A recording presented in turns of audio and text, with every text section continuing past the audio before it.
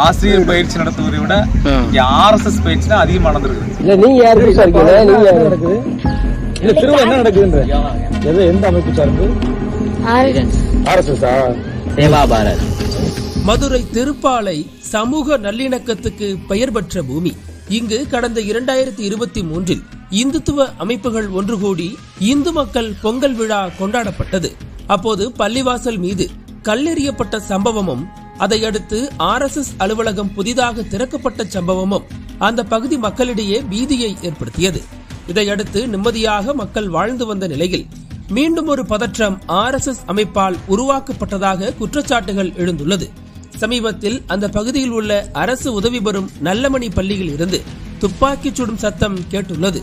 இதையடுத்து அந்த பகுதியினர் அங்கு சென்று பார்த்தபோது போலீசார் பாதுகாப்புடன் RSS நிகழ்ச்சியான ஷாகா நடைபெற்று வருவது கண்டறியப்பட்டுள்ளது. கடந்த 4 ஆண்டுகளாகவே பள்ளியில் RSS பயிற்சி வகுப்புகள் நடந்து வருவதாகவும், மாணவர்கள் மூளைச்சலவை செய்யப்படுவதாகவும் பள்ளிக்கல்வித்துறை மற்றும் காவல்துறைக்கு பலரும் புகார் அளித்துள்ளனர். ஆனால் எந்தவித பலனும் இந்த புகாரால் ஏற்படவில்லை என அந்த பகுதி மக்கள் குற்றம் சாட்டுகின்றனர்.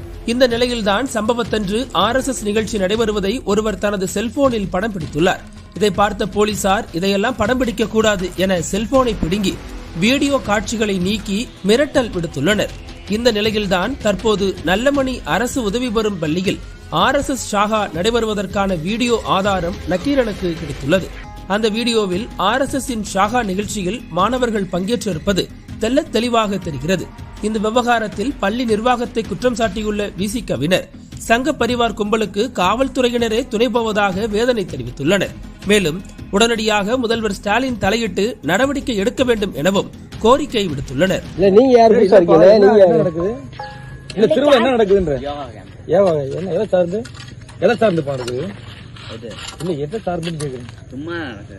இல்லடா சாமி, நான் சொல்லிட்டு உனக்கு புரியுதா? அண்ணன் யோகா என் பிள்ளைய கூட்டிட்டு வரதான் கேக்குறேன். என்ன நடக்குது? யோகா எல்லாரும் பயிற்சி செய்வோம். யோகா மாதிரி எந்த அமைப்பு சார்ந்து? RSS. சரி சரி, நீ ஒண்ணு சொல்லுவாரு. என்ன எது நடக்குது? என்னப்பா நடக்குது? அட சும்மா சொல்ல, என் பிள்ளைய கூட்டிட்டு வரதானே கேக்குறேன். யோகா நடக்குது. RSS சார்ந்து நடக்குதா? சரி சரி சரி சரி சரி.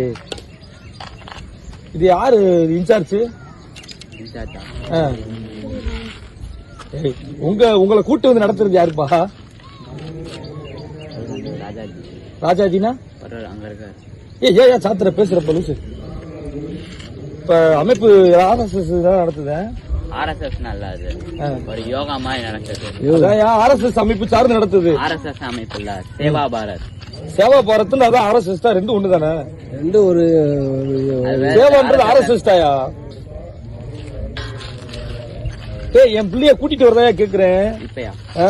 இப்ப கேம்ப் முடிய போதா? இப்ப எத்தனை நாளைக்கு இருக்கீங்க? 3 நாள். 3 நாள். இன்னைக்கு ஃபர்ஸ்ட் நாளா? நேத்து. ஓ, எந்த நடக்குதா? இங்கே மட்டும் நடக்குதா? இதுல நடக்குதா? சரி சரி சரியா, சரிங்க பாருங்க. இல்ல இங்க யாரும் வரக்கூடாது, கூட்டு போட சொல்லியாங்க.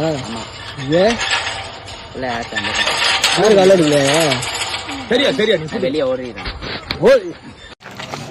இன்று காலை அதிகாலை அளவில் திருப்பாலை பகுதியை சார்ந்த விடுதலை சிறுத்தைகள் இந்த பகுதியில் வந்து போகும்போது இங்கே ஜெய் ஸ்ரீராம் என்ற குரல் கேட்டிருக்கிறது. அந்த தம்பிகள் வந்து என்னடா திடீரென்று ஜெய் ஸ்ரீராம் என்ற குரல் கேட்டது என்று கேட்கும் பொழுது நாங்கள் RSS அமைப்பில் வந்து பயிற்சி எடுத்துக்கிட்டு தகவல் சொல்லியிருக்காங்க.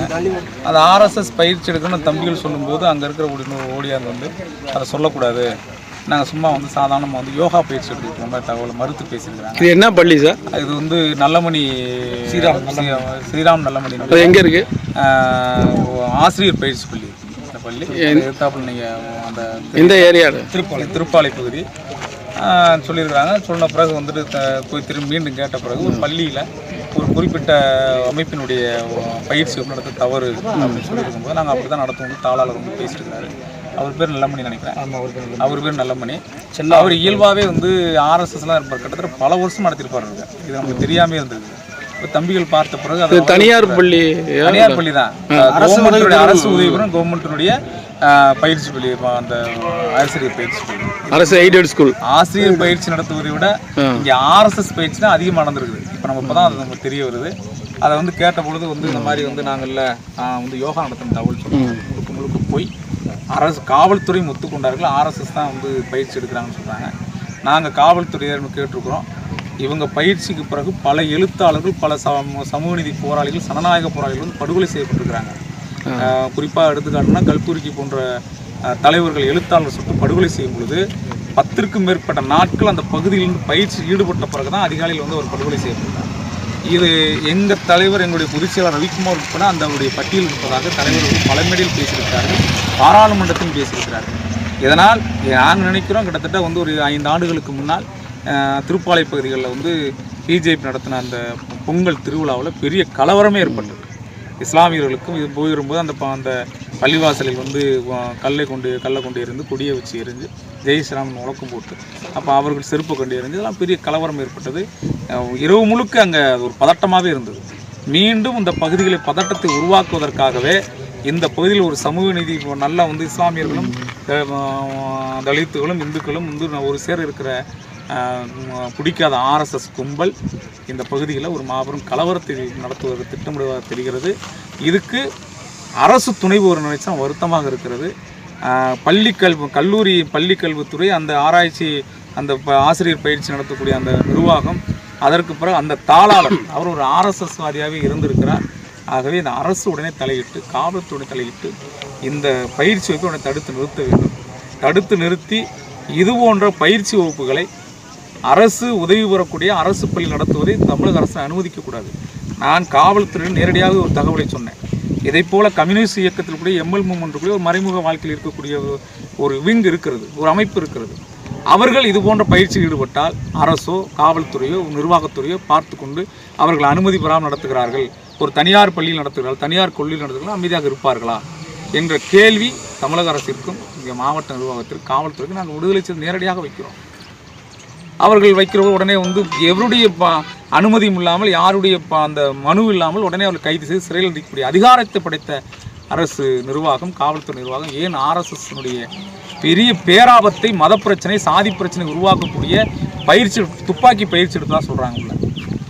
சைலன்சர் பொருத்தக்கூடிய துப்பாக்கி சின்ன பிள்ளைகளுக்கும் அந்த ஆர்எஸ்எஸ்னுடைய கும்பல்கள் வந்து கத்தி சண்டை, கம்பு சண்டை, துப்பாக்கி பயிற்சி. யாரை எதிர்த்து இங்கே போர் நடத்துவதற்காக கத்தி சண்டை பயிற்சி தேவைப்படுது?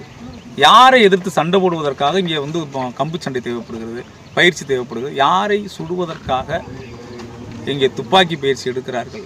இதனை பாகிஸ்தான் பாடுறா, இல்லை வந்து சைனா பாடுறா, இல்லை இவர்கள் வந்து இராணுவத்தில் கலந்துக்கிட்டு வந்து இராணுவத்தினருக்காக வந்து எந்த உதவியும் பெறாமல் நான் வந்து அந்த நாட்டுக்காக போராட பயிற்சி எடுக்கிறாங்க. அதெல்லாம் வந்து இந்த நாட்டை சீர்குலைப்பதற்கும், இது ஆர்எஸ்எஸ் மயமாக மாற்றுவதற்கும், மதவாதம் கும்பலாக மாற்றுவதற்கான முயற்சி எடுக்கிறது. தயவு செய்து இது மனு வாங்கி நிறுத்துகிற பிரச்சனையாக பார்க்காமல் மனிதநேயத்தோடு மக்கள் வந்து அனைவரும் சமமாக வாழ வேண்டிய நிலைக்கு இங்கே சூழல் இருக்கிறது. அப்படி பார்த்து காவல்துறை அதிகாரிகள் நடவடிக்கை எடுத்து இந்த ஆர்எஸ்எஸ் கும்பலை கைது செய்து இங்கே மத பிரச்சனை வராமல் சாதியை பாதுகாக்கணும் தாழ்வுடன் கேட்டு